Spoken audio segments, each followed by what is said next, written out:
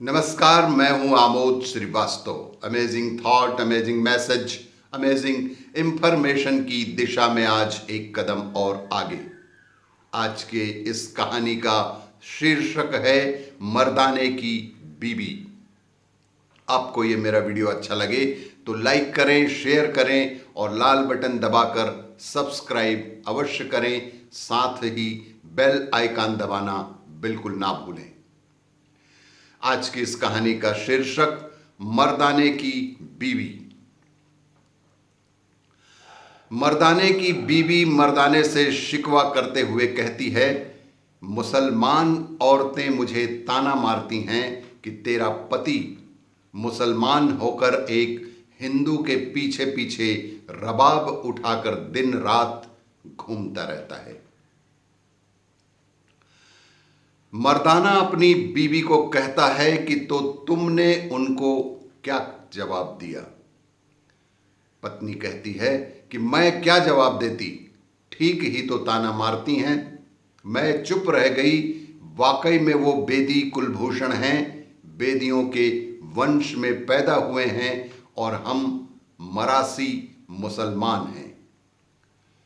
नहीं, तुम्हें कहना चाहिए था कि मैं जिसके पीछे रबाब उठाकर घूमता रहता हूं, न वो हिंदू है न मुसलमान है, वो तो सिर्फ अल्लाह और राम का एक रूप है। वो ईश्वर है, गुरु है। वो किसी समुदाय में नहीं बांधा हुआ है, वो किसी किस्म के दायरे की गिरफ्त में नहीं है। घर वाली यकीन नहीं करती, कहती है कि अगर ऐसा है तो वो कभी हमारे घर आया क्यों नहीं, और ना ही कभी हमारे घर उन्होंने भोजन ही किया। अगर आपके कहने के मुताबिक सब लोग उसकी निगाह में एक जैसे हैं तो गुरु नानक कभी हमारे घर भी आए और हमारा बना हुआ भोजन भी करें। मर्दाना कहने लगा, चलो फिर आज ऐसा ही सही, तू आज घर में जो पड़ा है उसी से भोजन बना, मैं बाबा जी को लेकर आता हूं। तब मर्दाने ने कहा कि चलो आज ऐसा ही होगा, आज जो कुछ भी घर में पड़ा है उसी से भोजन बना ले, मैं आज बाबा जी को लेकर ही आऊंगा। घर वाली यकीन नहीं करती। वो कहती है, मैं बना तो देती हूं पर वो आएंगे नहीं। मैं बना तो देती हूं पर वो आएंगे नहीं। वो बेदियों का वंशज हैं, बड़ी ऊंची कुल के हैं, वो भला हमारे घर क्यों आने लगे? और फिर मेरे हाथ का भोजन, मुझे ऐसा मुमकिन नहीं लगता कि मैं मुस्लिम औरत और हम मरासी मुसलमान हैं, हमारे घर वो कैसे भोजन प्राप्त कर सकते हैं? तब मर्दाने ने कहा कि मालूम है मर्दाना क्या जवाब देता है? मर्दाने ने कहा कि अगर आज बाबा नानक ना आए तो यारी टूटी, पर तू यकीन रख यारी टूटेगी नहीं। तब मर्दाने ने अपनी पत्नी से कहा कि आज बाबा नानक ना आए तो यारी टूटी, पर तू यकीन रख कि ये यारी टूटेगी नहीं। तो अच्छा, मैं चलता हूं, पर साथ में ये भी सोचता हुआ चल पड़ता है कि कहीं घर वाली के सामने शर्मिंदा ही ना होना पड़े। बाबा कहीं जवाब ना दे दें, यही सोचता हुआ चला जा रहा था कि अभी 100-200 कदम ही चले होंगे कि बाबा जी रास्ते में ही मिल गए। दुआ सलाम की सजदा किया, स्वाभाविक रूप से पूछ लिया कि बाबा जी आप कहाँ जा रहे हैं?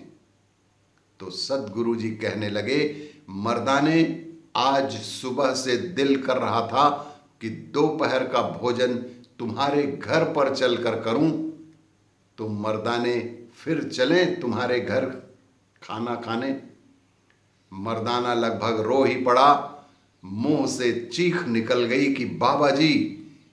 कहने लगा, एक छोटा सा रत्ती भर शक मन में आया था, पर बाबा जी ने उसे भी दूर कर दिया। सच में आप सांझे हैं।